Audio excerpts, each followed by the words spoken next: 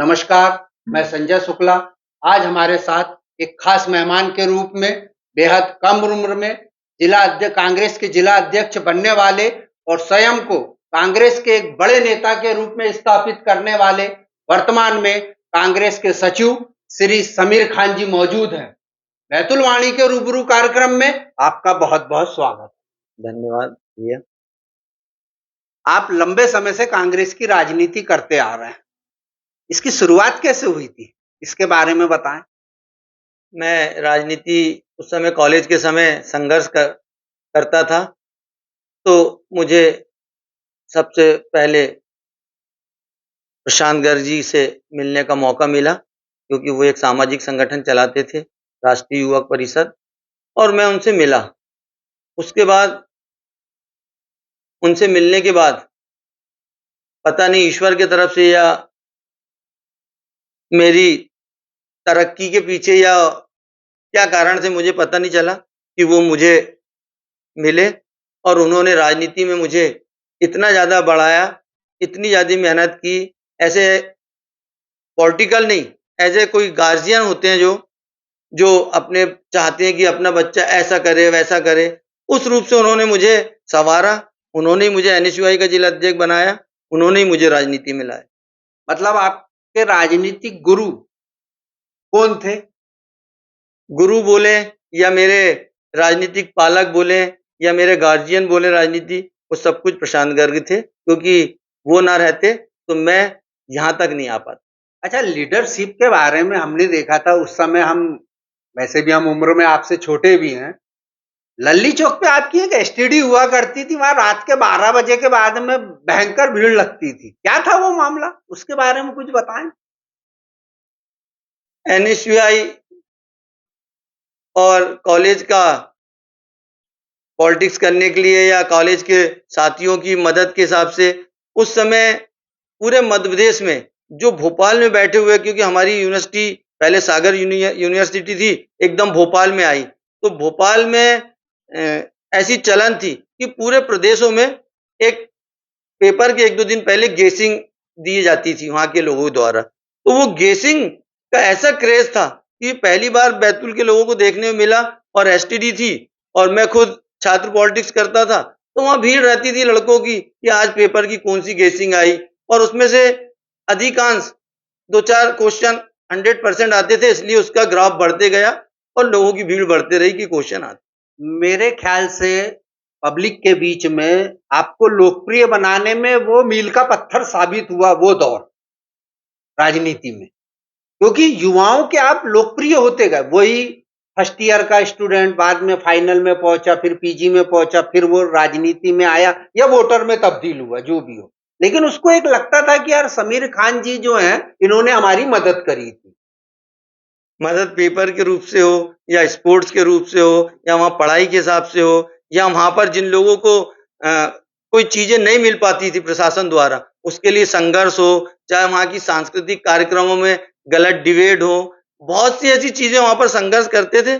उसको लेके मैं धीरे-धीरे ऊपर आते गया और मेरी मदद सभी लोगों ने करते रहे, और जिसमें मुख्य कारण था कि प्रशांत गर्ग जी मुझे मदद करते थे और वो मुझे हर रूप से संवारते थे। कांग्रेस में आप किन-किन पदों पे काम कर चुके हो और वर्तमान में आप कौन से पद पे काम कर रहे हो? मुझे बताने में बहुत ज़्यादा खुशी होगी कि शायद मध्य प्रदेश या देश के बहुत कम लोगों में ऐसा ईश्वर का कुछ वरदान या वो रहता है या संगठन क्षमता रहती है कि मैं एनएसयूआई का जिला अध्यक्ष 22 साल की उम्र में बना। फिर मैं 6 साल अध्यक्ष रहा, 11 साल में यूथ कांग्रेस का जिला अध्यक्ष रहा और मध्य प्रदेश के सबसे कम उम्र की जिला कांग्रेस का अध्यक्ष रहा। ऐसा कोई भी शायद नेता नहीं है जो तीनों पदों पे जिला अध्यक्ष रहा हो, और बैतूल के इतिहास में तो शायद ऐसा नहीं है। वर्तमान में मैं प्रदेश कांग्रेस में सचिव हूँ, मंडला जिले का प्रभारी हूँ, साथ में हरदा जिले की भी विधानसभा में देखता हूँ। आपके बारे में ये भी कहा जाता है या ये भी हो सकता है कि आपको इसीलिए फटाफट पद मिलते गए कि आप गुटी राजनीति को बहुत अच्छी तरीके से समझते हैं कि किसका वर्चस्व इस समय मध्य प्रदेश में चल रहा है। ऐसा कुछ है क्या? नहीं, नहीं। मेहनत और काम की वैल्यू होती है।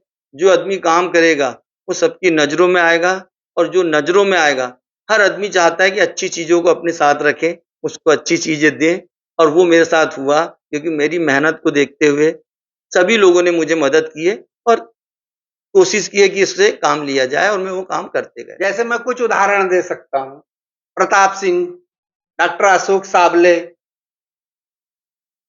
इनके गुट में भी आप रह चुके हो।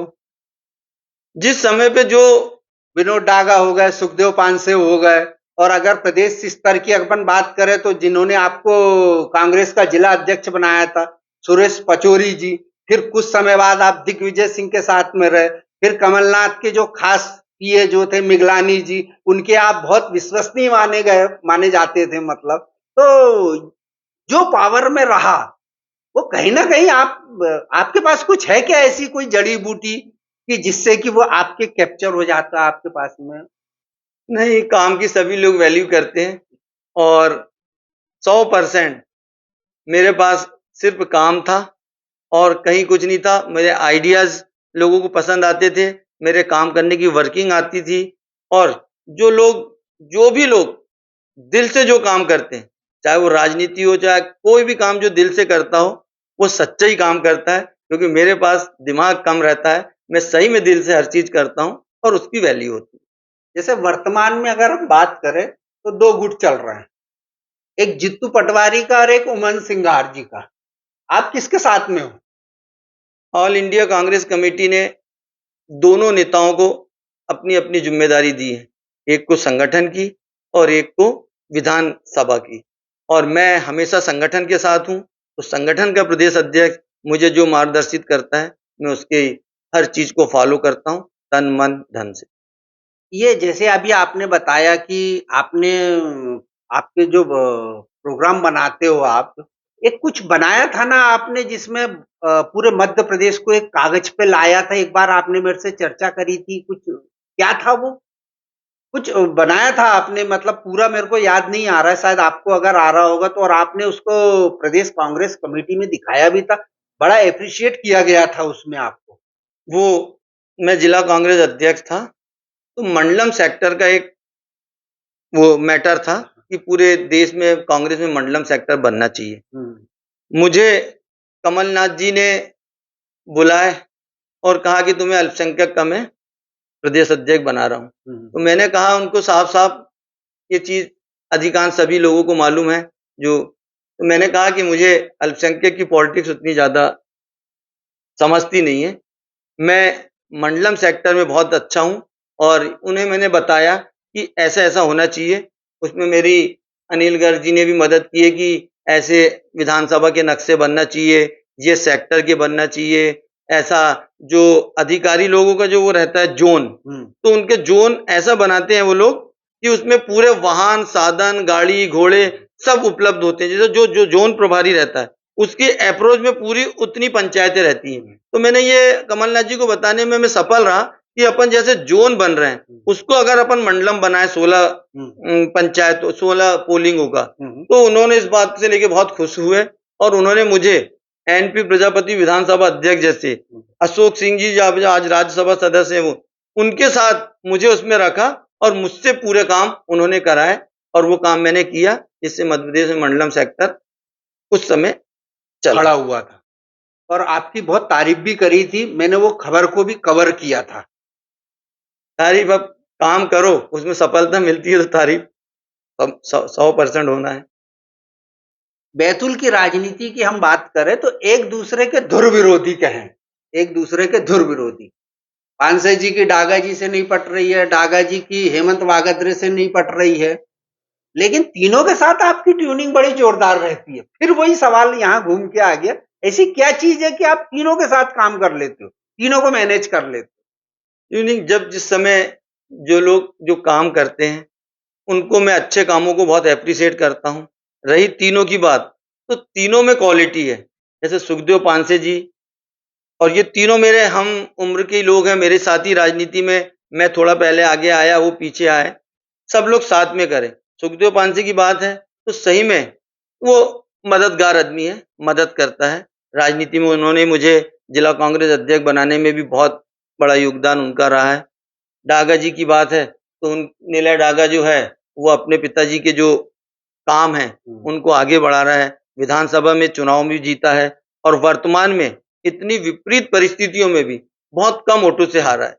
तो और हेमंत की बात है तो स्वाभाविक सरल सीधा अच्छा आदमी है और मैं कोशिश करता हूँ कि हर अच्छे कामों में इन लोगों का सहयोग करूं, इसलिए मेरी इन तीनों से पटती है।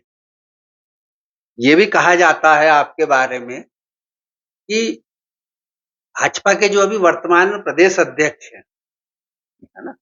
वो विधायक भी रह चुके हैं, लेकिन उनसे आपका तालमेल बहुत जोरदार है। कांग्रेसियों के साथ तो है ही है, भाजपा विधायक के साथ भी आपका तालमेल बहुत ही शानदार है। आपके ठेके के भुगतान के लिए परेशान नहीं होना पड़ता आपको। इसके बारे में क्या कहेंगे आप?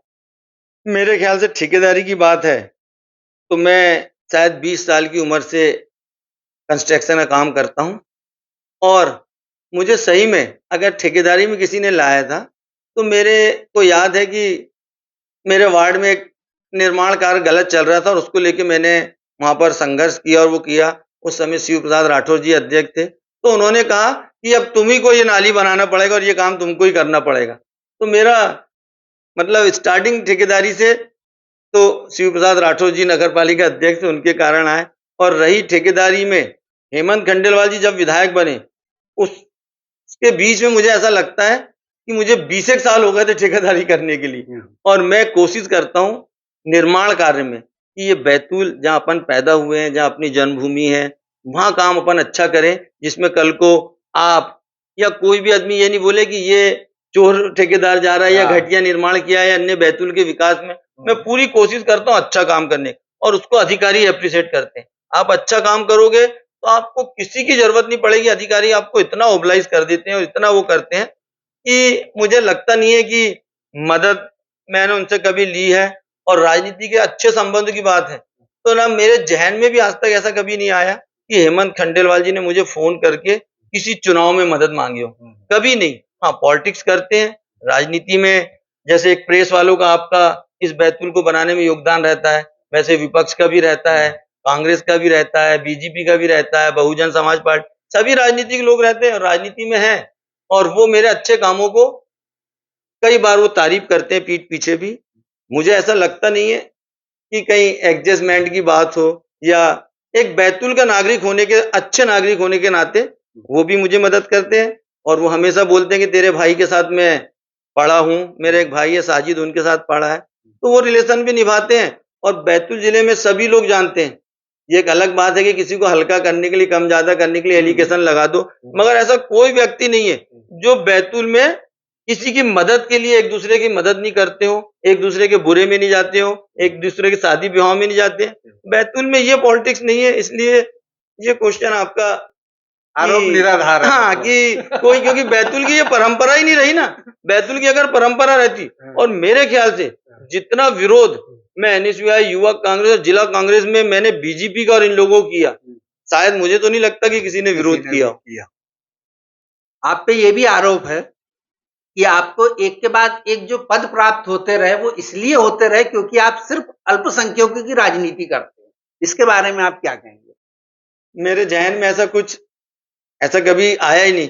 मतलब यही आया कि राजनीति में अब मालूम नहीं लोग उसे कैसे लेते हैं कि ये ईश्वरीय वरदान होता है। जैसे डॉक्टर बनते हैं तो ईश्वर हजार सबको डॉक्टर नहीं बनाता है, सबको जज नहीं बनाता है, पर राजनीति में जो लोग आते हैं मेरा ऐसा सोचना है, बाद में वो खराब हो जाए वो अलग बात है। ये भी एक ईश्वर की योगदान है क्योंकि भगवान आके ऊपर से मदद नहीं कर सकता है, आपके रूप में वो लोगों की मदद कराता है और मदद के रूप में मैं राजनीति में हूँ। मुझे ऐसा आज तक ऐसा लगा नहीं कि मैंने राजनीति में किसी से कभी डरा धमका के पैसे लिया हो या किसी कार्यक्रम के लिए किसी से पैसों की डिमांड किया हो या सूचना का अधिकारी या जो भी रहते हैं पैसे कमाने का, कभी ये शौक ही नहीं रहा। हमेशा ये रहा कि लोगों की मदद करूं, मेरे परिवार का नाम हो और जिन लोगों ने मुझ पर भरोसा करके मुझे यहाँ तक बढ़ाते हैं उनका नाम कभी खराब ना हो। अगर ये मदद की जहां तक बात आई तो मैंने भी आपके बारे में कई बार सुना है ये कि वो 3 पत्ती वो स्ट्राइकर में कई हार जाते थे तो आप फोन करके उनको पैसे वापस लौटवाते थे। ये अच्छी बात है कि आप मदद में इसको भी ले रहे हो। मेरे को मदद ये याद है, मैं कभी मेरे ख्याल से कि वो जब हार के और लूट पीट के जब आप समीर भैया वो हम वहां गए थे, वो इस टाइगर में हम हार गए हैं, भैया कुछ मदद कर दो। अब आप भी उनकी हालत देखते थे और बकायदा कई लोगों के आपने लौटाए भी हैं उसमें। क्या बोलते हो इस पे? बहुत अच्छी बात है संजीव भैया कि आप इतने डीपली ऑब्जर्वर करके लोगों को यहाँ बुला रहे हो, है ना? मगर मुझे ऐसा मालूम है कि एक आपने चलाए थे, आपने और ऋषु नायडू और सब लोगों ने, कि किसी लड़की को मुल्ताई के पवार समाज की बच्ची का पैर काटना पड़ रहा था और उसके पास पैसे नहीं थे। मैं तो बहुत अमीर या बहुत गरीब नहीं हूँ, मतलब एक ठीक-ठाक हूँ। उस समय भी मैंने उसकी आपके कहने पे 25,000 रुपए की मदद की थी, वो करी थी मुल्ताई आपने। का पवार समाज का। बिल्कुल। ऐसे मतलब बहुत से ऐसी कोशिश मैं करता हूँ कि दिन में एक आध अच्छा काम करूँ और करता हूँ और मैं कभी वो किसी को बताता भी नहीं, क्योंकि ये आपकी हाँ। संतुष्टि के लिए रहता है कि आपने दुनिया में कोई आया हो तो अच्छा काम कर रहा हो। अब चूंकि क्या हम लोग पेशे से पत्रकार हैं, तो लोगों की बुराई तो आती है सामने, अच्छाई भी आ जाती है। मैं नाम नहीं लूंगा, वहां वो स्टाइगर कौन चलाता था, क्या चलाता था, और आप भी समझ गए हो कि मैं क्या कहना चाह रहा हाँ, हूँ। हाँ। लेकिन आपने लोगों की बहुत काफी मदद करी थी, ये चीज भी सामने आई थी। कांग्रेस में आपके साथ में कंधे से कंधा मिलाकर लंबे समय तक काम करने वाले सुनील गुड्डू शर्मा जी, वर्तमान में वो भाजपा में चले गए हैं। ऐसी चर्चा है कि आप उनको फिर से कांग्रेस में लाने के लिए प्रयास कर रहे हैं, आप सफल हो पाएंगे? नहीं, गुड्डू शर्मा मेरा बहुत बचपने का बोलते हैं ना कि बहुत लंगोटिया बचपने का यार। लंगोटिया है यार। हाँ। वो रहा, मैं उसके घर में शुरू से रहा हूँ। वो और हम एक ही लूना से घूमते रहते थे। गुड्डू शर्मा भी किसी ना मेरा ना गुड्डू शर्मा का, मुझे तो प्रशांत गर्ग के रूप में एक मतलब गार्जियन मिल गया। उसके साथ ऐसा कुछ नहीं था, मेरी दोस्ती थी, मैंने उसको दादा से मिलाया, फिर वो राजनीति में कांग्रेस का अध्यक्ष बना। मतलब वो इतने नीचे से भी ऊपर आया मेहनत करके और वो शुरू से मेरे साथ रहा है। तो आवेश में आके वो भाजपा में चले गया, क्योंकि उसकी विचारधारा कभी भाजपा से मुझे नहीं लगती कि मिलेगी, और वो अगर चाहेगा तो मैं 100% कोशिश करके 101% मैं चाहूंगा कि ऐसे लोग वापस कांग्रेस में आए। अच्छा समीर जी, ये बताओ यार, तुमको इतना गुस्सा क्यों आता है? एक वाकया मैं बताता हूँ। कलेक्टर राजेश मिश्रा थे और आप शायद किसानों के साथ या मजदूरों के साथ वहां पुराने कलेक्ट्रेट में गए थे, और वो आपकी बात सुन नहीं रहे थे, तो आपने बहुत जोर से बोला, तो उनने भी जोर से बोला, तो आप वहीं बैठ गए कि मैं यही आत्मदाह करता हूं। याद आया आपको कुछ? और याद फिर है। आखिरी में वो घबरा गए, फिर पुलिस भी आई, फिर आपको समझा बुझा के और फिर एक तरफ किया गया था कि नहीं, आपकी जो मांगे हैं, जो बात है, उस पर विचार करना है और आने वाले समय। ऐसा गुस्सा एकदम से क्यों आता है आपको? नहीं, गुस्सा नहीं, वो लोगों की जिनाइन मांगों को लेके आप जाओ और जो जिम्मेदार अधिकारी हैं वो उसको एप्रिशिएट ना करके, उसको समझ के नहीं, बल्कि और उसको इस टोन में बात करें कि वो राजा लोग हैं और यहाँ पर जो लोग हैं वो, तो उसको स्वाभाविक, अगर आप इंसान और आपको गुस्सा नहीं आए ऐसे अधिकारियों पे, तो फिर आपको राजनीति या फिर ये समाज सेवा या ये फालतू बातों करना नहीं चाहिए। अगर कहीं गलत हो रहा है तो उसका 100% जवाब ऐसे ही होना चाहिए, चाहे वो कलेक्टर हो, चाहे वो छोटा कर्मचारी हो, क्योंकि वो लोग हम लोगों की मदद के लिए बैठे हैं, हमें सुनने के लिए बैठे हैं। लेकिन अब ऐसा नेता का पुट नजर नहीं आता ना प्रदर्शन और कार्यक्रमों में, जो आपका दिखाई देता था। काफी समय से आपका भी नहीं दिखा है, खैर। उस समय आप पे जिम्मेदारी थी, हाँ। और जब आप जिम्मेदार पदों पे रहते हो तो आपको लीड करना रहता है, तो 100% आपको बिल्कुल उनकी सच्चाई और उनकी अच्छाई के लिए आपको बोलना पड़ता है। आप लंबे समय तक कांग्रेस के जिला अध्यक्ष रहे और सबसे कम उम्र के रहे, और आपका कार्यकाल भी बहुत अच्छा चल रहा था। अचानक किस नेता ने आपको हटवाने का प्रयास किया था, उसके बारे में भी कुछ बताएं। नहीं, वैसे मेरे कार्यकाल को 5 साढ़े 5 साल हो गए थे और प्रदेश कांग्रेस अध्यक्ष कमलनाथ जी बन के आए थे। उस समय वो शायद सभी जिला अध्यक्षों को हटा रहे थे। उन 20 जिला अध्यक्षों में मुझे भी हटाया, और राजनीति में जो बनाता है वही हटाता भी है। तो इसका वो कुछ नहीं, एक समय है और ये स्थायी चीज नहीं है। मेरा ऐसा मानना है कि मध्य प्रदेश में कांग्रेस में छत्रपों की बड़ी पावर है, उनका बहुत ज्यादा है। चाहे अपन कमलनाथ जी को ले लें, चाहे दिग्विजय सिंह को ले लें, वर्तमान में अगर हम चाहे तो जीतू पटवारी जी को ले लें, चाहे उमंग सिंगार जी को ले लें। आपको ऐसा नहीं लगता कि इसी गुटबाजी की वजह से आज कांग्रेस जहां होना चाहिए वहां नहीं हो पाई है? और आप किसके साथ में हैं इनमें से वर्तमान? नहीं, मैं तो संगठन का आदमी हूँ। जो संगठन का प्रदेश अध्यक्ष रहा है, तो हमेशा से मुझे भूरिया जी ने बनाया, अरुण यादव जी ने मुझे हमेशा पूरे साल तक रखे, कमलनाथ जी ने रखे, अभी जीतू भाई हैं उनके साथ हूँ। तो ऐसा गुट्टी राजनीति नहीं है और वो लोग इतने बड़े लीडर हैं और वो आइकॉन है मध्य प्रदेश की, ये सब लोग, है ना? इनके फॉलोवर होना स्वाभाविक बात है और जिन लोगों को किसी से कुछ नहीं मिला, तो वो कोशिश करता है कि दूसरे नेता से मैं वो करूँ, इसलिए ऐसा लगता है। समीर जी, चाहे हम मध्य प्रदेश की बात करें, चूंकि आप सचिव हो मध्य प्रदेश के, तो हम प्रदेश स्तर का ही प्रश्न कर रहे हैं आपसे और इसके साथ में जिला स्तर का भी करेंगे कि प्रदेश में छत्रपों का राज रहा है, चाहे वो कमलनाथ जी हो, चाहे वो दिग्विजय सिंह जी हो, चाहे राहुल सिंह जी हो, वर्तमान में जीतू पटवारी जी हो, उमन सिंगार जी हो। आपको ऐसा नहीं लगता कि इन्हीं की गुटबाजी की वजह से कांग्रेस एकजुट नहीं हो पाई और जहां कांग्रेस को पहुंचना चाहिए वहां तक नहीं पहुंच पा रही है? ये आपका ये नज़रिया हो सकता है, मेरा इसमें नज़रिया उल्टा है कि इन लोगों के कारण इनका जो उच्च क्षेत्रों में प्रभाव है, चाहे महाकौशल में कमलनाथ जी देख लीजिए, चाहे दिग्विजय सिंह जी देख लीजिए उधर, चाहे हमारे बीच में जो अरुण यादव जी है उनका देख लीजिए, ये सब लोगों की बहुत मेहनत है और इनकी मेहनत के कारण उच्च क्षेत्रों में इनका नाम और इनके फॉलोवर बने और इनकी मेहनत की वजह से ही कांग्रेस मध्य प्रदेश में मजबूत है और इतनी ज्यादा मजबूत है कि भाजपा को जानबूझ के चीजों को उड़ाना पड़ता है, बताना पड़ता है कि ये गुटबाजी है, इसके आदमी को नहीं मिली, उसके आदमी को टिकट नहीं मिली और इनमें लड़ाई झगड़े हैं। कहीं भी ऐसा नहीं लगता, इनके कारण कांग्रेस जिंदा है, कांग्रेस मजबूत है मध्य प्रदेश में। कमलनाथ जी बैतूल में आए थे और शहीद भवन में कार्यक्रम था। आपको इतना जम के गुस्सा आया कि आपने अपशब्द भी बोले और साथ में धक्का भी दिया था। क्या मामला था, उसके बारे में कुछ बताएं ना। एक कांग्रेस नेता कोई और हाथ पकड़ा और सीधे मंच से पीछे खींच दिया था। नहीं, वो आपके कैमरे में या आपने देखा होगा, मैं खुद उस वहां समय मौजूद था। स्थिति शायद मैं जिला कांग्रेस अध्यक्ष था और पहले से कार्यक्रम फिक्स रहते कि ये लोग स्वागत करेंगे, ये लोग भाषण देंगे, ये लोग चेयर पे बैठेंगे। वहां पर कुछ ऐसी अव्यवस्था हो रही थी जो उसके लिए कैपेबल नहीं थे। वो जाके वहां पर बैठकर जो हमारे सीनियर लोग हैं वो खड़े रहे और वो मंचों पे बार-बार लेके ये स्वागत करेगा, वो करेगा। जब पहले से सब चीज आप पहले से डिसाइड थी कि ये चीज होगा और आप वो कर रहे हो तो स्वाभाविक है कि आप कार्यक्रम के आयोजक, आप जिला अध्यक्ष हो तो आपको उस पे एक्शन लेना पड़ेगा और ऐसे लोगों को बिल्कुल उनका विरोध करना पड़ेगा और उस समय मैंने शायद किया। और ऐसे ही आपने सर्किट हाउस में भी किया था।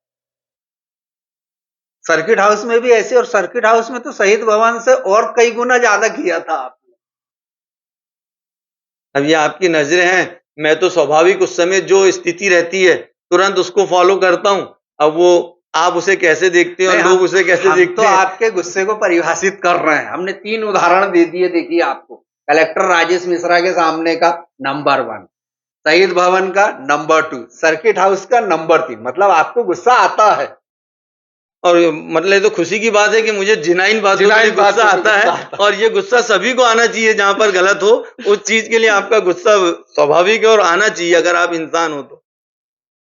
आप मुस्लिम पक्ष से आते हैं और वर्षों से राजनीति कर रहे हैं, लेकिन ऐसा क्या कारण है कि आपके रहते हुए कोई दूसरा अल्पसंख्यक नेता आपके कद तक नहीं पहुंच पाया, कि आपने पहुंचने ही नहीं दिया उसको? बहुत अच्छा क्वेश्चन है आपका। इसलिए मेरे तक नहीं पहुंच पाया क्योंकि मैं अल्पसंख्यक की पॉलिटिक्स नहीं करता हूं। अगर मैं करते रहता हूं तो वो दायरा निश्चित रहता है। मुझे कभी ऐसा एहसास ही नहीं हुआ कि अल्पसंख्यक या हिंदू या मुसलमान या सिख, ये कुछ नहीं। राजनीति में सेवा के लिए है, ये समाजवाद चलाने के लिए नहीं है। आने वाले समय में, चूंकि आप सचिव भी हैं प्रदेश के, आने वाले समय में आपका क्या विजन रहेगा कांग्रेस को लेकर?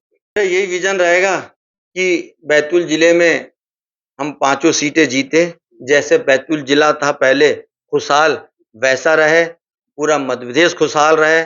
जैसे वर्तमान में मध्य प्रदेश है, आप देखते हो कि बैतूल में सीएम आता है तो गुड़ की खेती कर देता है। वहां छिंदवाड़ा में आप जाओ तो बच्चे सिरप से मर रहे हैं। आप इंदौर पूरे देश का सबसे स्वस्थ वो बताते हो, वहां लोग पानी पी के मर रहे हैं। इससे बड़ा दुर्भाग्य की बात क्या होगी? और फिर भी लोगों को ये कैसे जीत रहे हैं, ये चीज समझ में नहीं आती आज तक। कांग्रेस को भी ये सोचना चाहिए कि ये क्या कारण है कि ये इतने गलत होने के बाद भी और कांग्रेस इतनी सामाजिक संस्था होने के बाद भी हम लोग डिफीट खा रहे हैं। लेकिन कांग्रेस इस ज्वलंत मुद्दे को भी उठा नहीं पा रही है ना, और भुना भी नहीं पा रही है ना। अगर इंदौर की अपन बात करें तो बैतूल में देखिए कोई प्रदर्शन नहीं हुआ, आज 3 दिन होते आ रहे इस मामले को।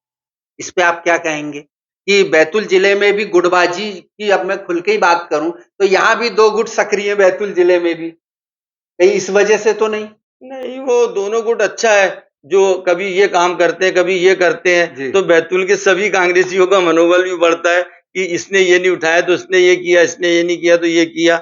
और रही बात गुटबाजी की, तो मेरे को ऐसा लगता नहीं है, कांग्रेसी हैं, कांग्रेस का काम करते जैसे मैंने बैतूल के बारे में आपसे पूछा था, गुटबाजी के बारे में, ये भी देखने में आया था कि जब हेमंत वागदरी जी जिला अध्यक्ष थे, तो डागा गुट के कार्यकर्ता, उनके समर्थक कार्यक्रम में नहीं आते।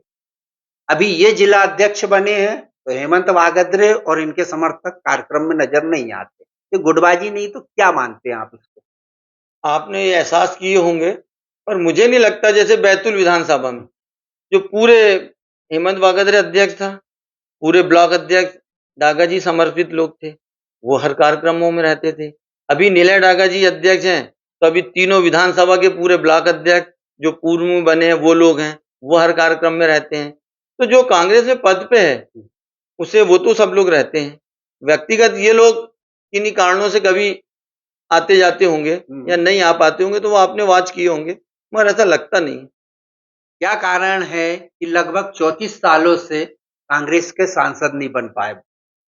ये बहुत बहुत अच्छी बात है कि बैतूल जिले में क्या हुआ, पहले जो सांसद बनते थे वो पार्टी के या बाहर के लोग भी आके यहाँ पर सांसद बने, तो बैतूल की जब जनता में फीलिंग्स पैदा हुई कि हमारे बीच का क्यों नहीं, तो उसका फायदा बीजेपी को पहली बार मिला कि स्थानीय उम्मीदवार उन्होंने खड़ा किया, तो उसका फायदा मिला। तो उसका फायदा ऐसा मिला कि हर गांव-गांव में उनका एक वोट बैंक हो गया, सिर्फ स्थानीय होने के नाते। जो बीजेपी कहीं नहीं थी, वो स्थानीय का फायदा होने के कारण उसको फायदा मिला, वो पूरे जिले में स्थापित हो गए। उसके बाद फिर आदिवासी वो हुआ, सीट हुई। तो ये भी कितने बड़े दुर्भाग्य की बात है। आप जागरूक पत्रकार और आप बहुत निष्पक्ष हो, और रियाले पेपर की कभी ये नहीं देखेंगे किसी की अच्छाई बुराई में या नींद नुक्से में, हमेशा पॉजिटिव और अच्छी चीजों को आप मोबिलाइज करते हो। तो आपको ये भी देखा होगा आपने कि आदिवासी जिले में हमार 10 साल से सांसद रही महिला, उसका सबसे ज्यादा में जिला कांग्रेस अध्यक्ष हम लोगों ने विरोध किए, सब लोग कोर्ट गए, उसका डिसीजन भी निकला। उसके बाद भी उनका आदिवासियों का हक खाने के बाद जब आदिवासियों को टिकट मिली, तो भी लोगों ने भारतीय जनता पार्टी को वोट दिए। ये चीज अभी तक समझ में नहीं आती कि लोगों का टेस्ट सांसद के चुनाव में ऐसा कैसा हो जाता है। तो इसके लिए तो आपको जनता की नब्ज टटोलना बड़ी चुनौती रहेगी कि ऐसा क्यों है। और कांग्रेस का मतदाता स्टार्टिंग से रहा है। इंदिरा गांधी के समय तो ये स्थिति थी, आपने भी देखी थी, मैंने भी देखा था कि किसी भी कैंडिडेट को खड़ा करो वो जीत जाता था। और आज भी ऐसा नहीं है कि कांग्रेस खत्म हो गई है, 19-20 वोट का फर्क पड़ता है, लेकिन वोट बैंक तो आज भी आपका। तो कहीं ना कहीं आप जनता को, अपने मतदाताओं को ये बात बताने में असफल हो रहे हो कि स्थानीय उम्मीदवार कांग्रेस का भी खड़ा हो रहा है सांसद पद के लिए। क्या बोलते हैं आप?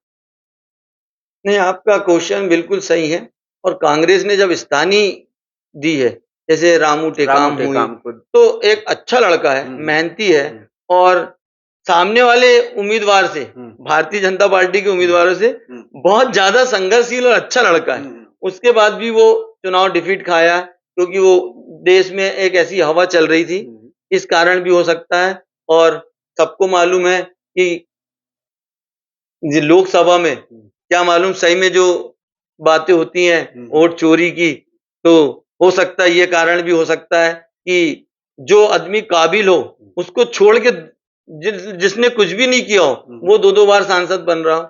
और बैतूल में कांग्रेस कमजोर नहीं है, अगर कमजोर रहती तो हमारा घोड़ा डोंगरी का विधायक 2000 से नहीं हारता।